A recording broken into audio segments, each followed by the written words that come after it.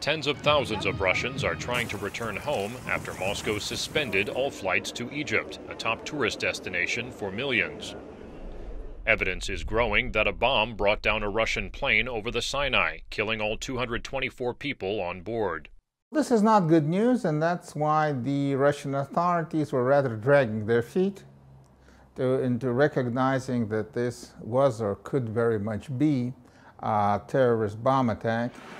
Islamic State militants claimed responsibility for the alleged bombing in retaliation for Russia's airstrikes in Syria.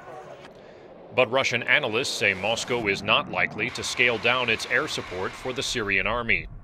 Vice versa, I think that it could strengthen the position of those who think that terrorism must be eliminated.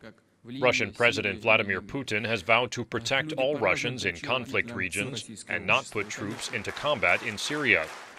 But the buildup of Russian and Western allied forces increases the risk of a wider conflict. Russian planes begin to come down in Syria.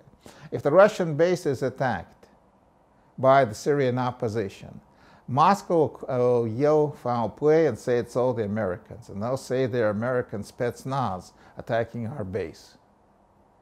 And then we'll be in a serious crisis.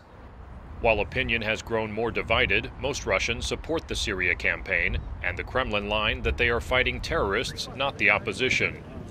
Even if terrorist retaliation downed the Russian plane over Egypt, it may only strengthen that support. Daniel Schearf, VOA News, Moscow.